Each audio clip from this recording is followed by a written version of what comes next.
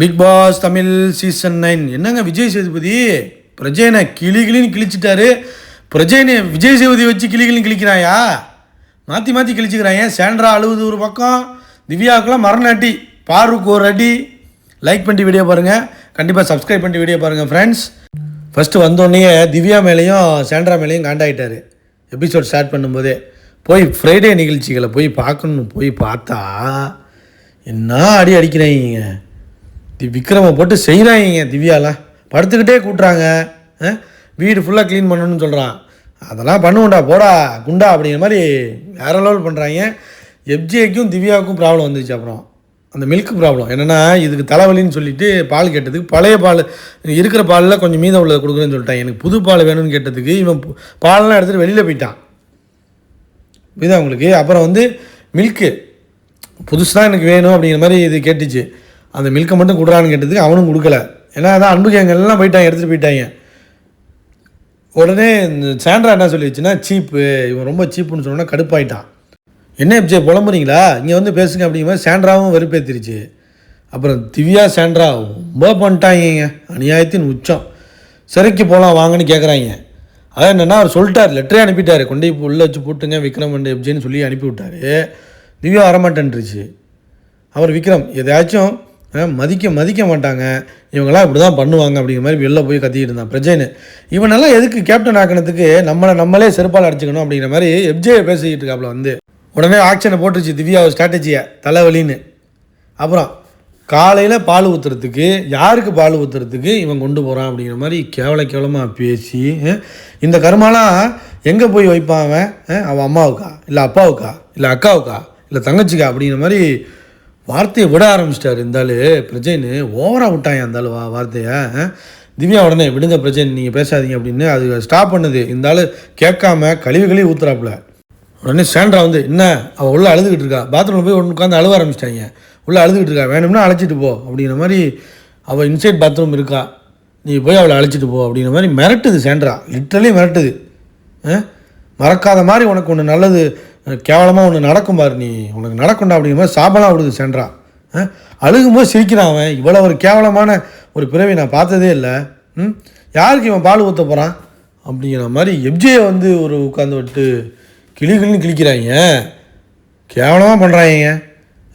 Big pass சொல்லி போகலைன்னா விடுங்க, அவங்க பேஸ் பண்ணிப்பாங்க அப்படிங்கிற மாதிரி இவர் சொல்கிறார் பிரஜைன்னு. வியானாவை ஒன்றெலாம் அடித்து மூஞ்சிலாம் உடச்சிடுவேன் கிளம்பு. அப்புறம் சுபிக்ஷாவையும் அடித்து மூஞ்சிலாம் உடச்சிடுவேன் கிளம்பு. அப்புறம் நெக்ஸ்ட்டு ஒரு 1/2 hour ஆகுது, திரும்ப வர்றாங்க. போகலாமா கேட்குறாங்க. இப்போ போக விரும்பலை. உடனே போகிறாங்க, போய் உட்காந்துருக்காங்க எப்ஜேவும் விக்ரமும். ஏன்னா பிக் பாஸ் சொன்னதாச்சே, அதுக்காக வெயிட் பண்ணிட்டுருக்காங்க. அடித்து விட்டுருவேன் அவனை, அடித்து இது பண்ணிடுவேன் அப்படிங்கிற மாதிரி பிரஜன் இப்போ கத்த ஆரம்பிச்சிட்டாரு. வரீங்களா திவ்யான்னு திரும்ப வர்றாங்க. பிக் பாஸ் கிட்டேருந்து வந்த வேலை நாங்கள் செய்யணும். என்ன திமிரு இருக்குது இவனுக்கு அப்படிங்கிற மாதிரி திவ்யா சொல்லுது. இப்படி பேசுகிறா. அப்புறம் திரும்ப வர்றாங்க விக்ரம் எப்ஜியும். போகலாமா உள்ள, போகிற மாதிரியே தெரிலங்க இவங்க. அப்புறம் கடைசியாக அப்புறமா ஒரு 2-3 மணிக்கு மேலே தான் வர்றாங்க, ஜெயிலுக்குள்ளே போகிறாங்க. கடுப்பாகி போய் சிங்கெல்லாம் பார்க்குறாங்க விக்ரம். அப்புறம் உள்ளே வச்சு பூட்டிட்டு போய் பார்க்குறாங்க. பார்த்தா அங்கே எந்த வேலையும் நடக்கவும் இல்லை, சிங்கில் அப்படியே பாத்திரமும் கிடக்கு. ஏன்னா பர்கர் அனுப்பி விட்டனால யாருக்கும் சமைக்க தேவையே இல்லை, ஃபுல்லாக அப்படியே பாத்திரமாக கிடக்கு. எந்த வேலையும் பார்க்கல, எல்லாமே ஃபினிஷ் ஆகாமல் இருக்குது அப்படிங்கிற மாதிரி பிக் பாஸ்ட்டை பதிவு பண்ணிட்டு போயிட்டான். அதுக்கப்புறம் அதோட ஃப்ரைடே எபிசோட் முடிஞ்சது. கேவலமாக பண்ணியிருக்காங்க திவ்யா சாண்ட்ரா. அப்போயே போயிருக்கலாம் ஜெயிலுக்குள்ளே, இல்லைனா இவ்வளோ கேவலமே இல்லை. ஜெயிலுக்குள்ளே போக சொன்னோன்னா டக்குன்னு போய் உள்ளே போய் படுத்துக்க வேண்டியதானே. மாத்திரை மருந்து எல்லாமே அங்கே கொடுத்து விட சொல்ல வேண்டியதானே. இவங்க பண்ணது வேணும்னே ஸ்ட்ராட்டஜியாக பண்ணது. இதில் சாண்ட்ரா தான் மாட்டிக்கிச்சு. சாண்ட்ராவும் கேவலமாக பண்ணிச்சு தான். பிரஜைன், சாண்ட்ரா, திவ்யா 3 பேருமே கேவலமாக பண்ணாங்க. பாரு கூட சொன்னிச்சு, அப்பையும் இவங்க கேட்கல. அடுத்து விஜய் சேதுபதி வந்தோடனே எல்லாருக்கும் ஒரு கிளாஸ் பண்ணியிருக்கேன்னு கிளாஸ் பண்ணிட்டு அடிக்க ஆரம்பிச்சிட்டாருங்க. திவ்யா சாண்ட்ராவையும் அடின்னு அடித்து பிரிச்சுட்டார். ஒஸ்ட்டுக்கு பெருமையாக சிரிக்கிறாங்கன்னா நீங்கள் தானே சிரிப்பீங்க அப்படிங்கிற திவ்யா அடி. எல்லா வேலையும் செஞ்சோம்னு சொன்னிச்சு திவ்யா. நீ எந்த வேலையும் செய்யலை, ஓடி போயிரு. விக்ரம் நீ சொல்லு, அரகுரா சார், எல்லாமே அரகுரா சார், தலைவலின்னு சொல்லிக்கிட்டு நீங்கள் என்ன பண்ணீங்க? சரி திவ்யாவுக்கு தலைவலி, நீங்கள் என்ன சாண்ட்ரா பண்ணீங்க? பிக் பாஸ்ட்டை மட்டும் போய் கேட்க தோணுதில்ல, அடுத்த சீசனுக்கு கண்ணை மூடிக்கிங்க, கண்ணை திறக்காதீங்க அப்படின்னு கேட்க தோணுதில்ல, அதெல்லாம் பண்ணுறீங்க. பிக் பாஸே ஓட வச்சுருக்கீங்க. எப்படி நீங்கள் என்ன ஒர்க் பண்ணீங்க? சாண்ட்ரா நீங்கள் என்ன பண்ணீங்க? திவ்யா உங்களை பகலக்கையாக யூஸ் பண்ணிச்சு கூட தெரியாமல் நீங்கள் வேலை செஞ்சீங்க. சில பேர் இங்கே சொன்னாங்க என்கிட்ட டிக்கோரம் டிசிப்ளின் டிக்னிக்லாம் மெயின்டைன் பண்ணுறேன்னு போக சொன்னாங்க. இதெல்லாம் முன்னாடியே தெரிஞ்சால் நான் இப்படியே அனுப்பி விட்ருப்பேன். பா இந்த மாதிரி தான் இருக்குது இதெல்லாம் பார்க்கும்போது அப்படிங்கிற மாதிரி அடின்னு அடிச்சுட்டாருங்க திவ்யாவை. சாண்ட்ரா சிரிச்சுக்கிட்டே இருக்குது. இந்த மாதிரி சிரிக்காதீங்க சாண்ட்ரா, எனக்கு பிடிக்கல, இது கேவலமாக இருக்குது, இதை பண்ணாதீங்க அப்படிங்கிற மாதிரி அடின்னு அடி. திவ்யாவுக்கு தலைவலி அதானே? நீங்கள் சொல்லுங்கள் சாண்ட்ரா, திரும்ப கேட்குறாரு. ஆனால் சொல்லவே மாட்டுரு. இல்லை எனக்கு ஒன்றுமே தெரில, பாலிசு தனியாக வருவோம், அதுக்கு தனியாக வருவோம் அப்படிங்கிற மாதிரி அடிக்கிறாரு. ஒழுங்காக பண்ணலை நீங்கள் சாண்ட்ரா, அதை ஒத்துக்கிறீங்களா இல்லையா? பிக் பாஸ் சொன்னால் கேட்கணும், அதை கேட்கணும் முதல்ல. உங்களால் இந்த ஷோ நடக்கலை, அதை புரிஞ்சுக்கிட்டீங்களா இல்லையா? திவ்யா பேஷண்ட் மாதிரி நடிச்சுக்கிட்டு கடைசி வரைக்கும் டாக்டர் வந்திருக்காரு, ஆனால் டேப்லெட் போடவே இல்லை. உங்கள் நேம் ஸ்பாயில் ஆகிட்டுருக்கு, புரியுதா உங்களுக்கு? பேஷண்ட் மாதிரி மூஞ்சி வச்சுக்கிட்டு எஸ்கேப் ஆகலான்னா எப்படி எஸ்கேப் ஆக முடியும் அப்படின்னு அட்டி. உடனே திவ்யா பிரஜைனையும் வந்து சேர்த்து ஐஸ்கிரீம் எடுத்துகிட்டு வர சொல்கிறாங்க. இதை கூட தெரியாமல் நீங்களும் வாங்கி ஊட்டிக்கிட்டு சாப்பிட்டுட்டு இருக்கீங்களே, இது சாண்ட்ரா கேவலமாக இல்லை அப்படிங்கிற மாதிரி அடி.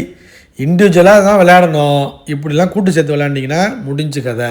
உடனே டயர்டாகிற மாதிரி பண்ணிச்சு திவ்யா. டயர்டாகாதீங்க திவ்யா, முடியலன்னா வந்துடுங்க திவ்யா. அப்படி வந்துடுறீங்களா? இல்லை சார் அந்தளவுக்கு முடியாமல் இல்லை சார் அப்படிங்கிற மாதிரி பயந்துருச்சு. சரி உட்காருங்க திவ்யான்னு சொன்னோன்னே, நான் உட்காரல சார். என்னங்க உட்கார கூட மாட்டிங்களா? திவ்யாவும் நீங்கள் தான், சாண்ட்ராவும் நீங்கள் தான், இப்போ சொல்லுங்கள் அப்படிங்கிற மாதிரி சாண்ட்ராட்ட கேட்டுட்டு இருந்தார். பிக் பாஸ் ஐயை மட்டும் க்ளோஸ் பண்ண சொல்கிறீங்களே, வேறு எதுவும் சொல்ல மாட்டீங்க? நீங்கள் யாருங்க சொல்கிறதுக்கு? இதெல்லாம் நீங்கள் யார்? இதெல்லாம் சொல்லலாமா? பிரச்சனை நீங்கள் டென்ஷன் ஆகாதீங்க. நான் ஏன் சார் டென்ஷன் ஆகுறேன்? தெரியுது உட்கார்றீங்க எழுந்திரிக்கிறீங்க, அப்படி ஒரு மாதிரி கடுகடுன்றீங்க, அது மாதிரி இருக்காதீங்க, இப்படி பேசக்கூடாது. பிக் பாஸை மதிங்க. போன வாரம் சொன்னேன் சண்டை போடுங்க, ஆனால் பிக் பாஸை மதிங்கன்னு சொன்னேன், யாரும் கேட்கல அப்படிங்கிற மாதிரி அடி. பாரு வேலையை பார்த்தாங்க லைட்டாக, அது எனக்கு தெரியும். ஆனால் ஜொக்கா இல்லைன்னாலும் ஒரு சிரிப்பை போட்டு வைப்பாங்க, புரியுதா உங்களுக்கு? வேறு லெவலில் டென்ஷன் ஆகிட்டாப்புல. பாரு மேலேயும் ஒரு டென்ஷன் ஆகிட்டு பிரேக்குக்கு போயிட்டு வர்றேன், அதுக்கப்புறம் யோசிச்சு வைங்க வர்றேன்னொன்னே அப்புறம் திரும்பி பாரு சொல்லுங்கள். விக்ரமை வெறுப்பேற்றுறதுக்காக பண்ணிங்கன்னு சொல்ல வேண்டியதானே அப்படிங்கிற மாதிரி அடி, மரண அடி விழுந்துச்சு திவ்யாவுக்கு. அதை கூட திரும்ப ஒத்துக்கலை. உட்காந்துருங்க, இதுக்கு மேலே நான் சொல்கிறதுக்கு ஒன்றுமே இல்லை, கூட்டு சேர்த்துக்காதீங்க சாண்ட்ரா, அவ்வளோதான் அப்படின்ட்டு அப்புறம் சோறு சோப்பு மாப்பு டாஸ்க்கை பற்றி பேசினாங்க. சுபிக்ஷா வந்து சொல்லிகிட்டு இருந்துச்சு, நல்லா பண்ணோம் இது பண்ணோம், ஒரு சின்ன இது கலாய்ச்சம் மட்டும் வேண்டாம் அப்படிங்கிற மாதிரி சொல்லிட்டு இருந்துச்சு. வியனா வந்து சாண்ட்ரா ஒழுங்காக பண்ணல, அந்த டீம் கோஆர்டினேஷன்லன்னு சொல்லிட்டு இருந்துச்சு. வினோத் வந்து ரம்யா ஒஸ்ட்டாக இருந்துச்சு அப்படிங்கிற மாதிரி சொல்லிட்டு இருந்தார். விஜய் பாரு பழகிறதுக்காக தான் சார் போனேன், இன்னுமா ஏற்றி விடணும் அப்படிங்கிற மாதிரி கலாய்ச்சி விட்டார். ராஜா மாதவா வந்தீங்களா இங்கே அப்படிங்கிற மாதிரி விஜய் கேட்டார். எல்லா விதமான கேரக்டரும் ப்ளே பண்ணுறீங்களே பாரு அப்படிங்கிற மாதிரி கலாய்ச்சி விட்டார். சலங்கையை கட்டியாச்சு, கூட இருக்க பக்கிங்களுக்கு தெரியலையேம்மா, அந்த பயபிள்ளைங்களுக்கு தெரியலையே நீ நடிக்கிற, நீ ஏற்றி விட்றேன்னு அந்த பயபிள்ளைங்களுக்கு தெரியலையேம்மா அப்படிங்கிற மாதிரி சரியான அடி அடித்தாருங்க. மரண குத்தி விட்டார். சார் இல்லை சார் பயமாக இருக்குது சார், பயப்படுற மாதிரி நடிக்காதீங்கப்பா அப்படிங்கிற மாதிரி அடித்தார். உடனே பிரேக் போயிட்டார் அவர். என்னை அப்படி பார்க்காதீங்கடி அப்படிங்கிற மாதிரி பார்க்குது, நான் நார்மலாக தான் பார்க்குறேன் அப்படின்னோடனே அப்புறம் போய் பாரு வந்து ஆக்டிங்கை போடுது ஜஸ்டிஃபை பண்ணுறதுக்கு பிரஜைன்ட்ட. அப்புறம் பிரஜைன் வந்து கான்சிக்வன்சஸை ஃபேஸ் பண்ணணும்னு நான் தான் சொன்னேன், அவங்களுக்கு ஜெயிலுக்கு போக சொன்னேன், அவங்க போகலை அப்படிங்கிற மாதிரி அவர் சொல்லிட்டு இருந்தார். பாரு திரும்ப வந்தார் பிரேக்லேருந்து வந்து, பாரு டீமுக்கு யோசிச்சுருக்கணும், ஸ்ட்ரெயிட்டாக சொல்லுங்கள், இந்த மாதிரி உங்களுக்கு தேவையானவங்க கனியை ஒரு மாதிரி அடிக்கிறது, எப்ஜே இந்த மாதிரி சாண்ட்ரா திவ்யா அவங்கள பேம்பரிங் பண்ணுறதை விட்டுருங்க அப்படிங்கிற மாதிரி சொல்லிட்டு இருந்தார். அப்புறம் பிரஜைனுக்கு வந்தார். பிரஜைனோட பஞ்சு டைலாக்ஸ் எல்லாம் நான் பார்த்தேன். இட்ஸ் எமோஷ்னலி வீக் ஆகுறதுன்னு சொன்னார் அவர் விக்ரம். யார் வரணும் வரக்கூடாதுங்கிறது நாங்கள் முடிவு பண்ணிக்கிறோம். அது என்னது, பிக் பாஸ்ட்டு கேட்டு சொல்கிறேன், கதவை திறந்து விட்றேன், ஒய்ஃபை கூட்டிகிட்டு வா, சேதுக்கிட்ட சொல்கிறேன், நீங்கள் எப்படி சார் சொல்லலாம்? நிறையா இருக்குது சார் இன்னும். வண்டி என் பக்கம் வந்துச்சுன்னா கண்டமாயிடும். இவ்வளவும் பேசிவிட்டு நான் சரியாக வளர்க்கப்பட்டவன், நான் சரியான டேடி, சரியான ஒரு டேடிக்கு பிறந்தவன், சரியான மம்மிக்கு பிறந்தவன் பேசுகிறீங்க. காலி பண்ணிடுவேன்னு வியானாவை திட்டுறீங்க, சுபிக்ஷாவை திட்டுறீங்க, பால் ஊற்ற போகிறேங்கிறீங்க. இந்த கர்மாலாம் அவனை என்ன பண்ணும்? அவங்க அப்பாவை பண்ணுமா, அவங்க அம்மாவுக்கா, எங்கே போய் இது பண்ணுவான் அப்படிங்கிற மாதிரி, யாருக்கு பால் ஊற்ற போகிறான் அப்படிங்கிற மாதிரிலாம் பேசுறதுலாம் என்ன? பால் ஊற்றுறதுன்னு சொன்னது என்ன சார்? புரியல சார் எனக்கு. இப்படிலாம் பேசலாமா சார் இன்னொருத்தவங்க ஃபேமிலியை? என்ன அர்த்தம் சார் அது? சாண்ட்ரா நீங்கள் கேட்கலையா? நான் சொல்லிட்டேன் சார் அப்படிங்கிற மாதிரி சாண்ட்ரா சொல்லுது. நான் இப்படி தான் சார், இப்படி தான் பண்ணுவேன். என்ன சார் இப்படி சொல்கிறீங்க? நான் ஹீட் ஆஃப் த மொமெண்ட் பண்ணேன் சார். விஜேஷ் சகோதரன் அந்த சேரை எடுத்து போட்டுட்டு ரொம்ப நேரம் போகும்போல நான் உட்காந்து கேட்குறேன்ட்டு, சார் சொல்லுங்கள் சார்னு வெறி ஏற்றிட்டாப்புல. நீங்கள் மாசா பண்ணுறேன்னு நினச்சது மாசா இல்லை சார். இல்லை சார், என்ன சார் நீங்கள் வந்து பேசக்கூடாதுங்கிறீங்க, சண்டை போடவும் சொல்கிறீங்க, சண்டை போடலங்கிறீங்க, அப்போ என்ன தான் சார்ங்கிற மாதிரி விஜய் சேதுபதி எடுத்து அடிக்கிறாயா, திரும்ப அடிக்கிறான். அந்த ஆள் வந்து இதெல்லாம் தூக்கி போட்டு கிளம்பிட்டார் போடான்னு. எஃப்ஜி இடையில வந்து இப்படி முறைச்சிக்கிட்டு இப்படி உட்காந்துக்கிட்டு இருக்கான், ட்ரிகர் பண்ணிகிட்டு இருக்கான். உடனே என்னங்கன்னு கேட்கும்போது விஜய் சொல்லுது பாரு, அவர் துள்ளிகிட்டு இருக்கார் சார், எஃப்ஜே துள்ளிகிட்டு இருக்காப்புல அப்படிங்கிற மாதிரி சரியான போட்டு விட்டுருச்சு. கடுப்பாயிட்டார்.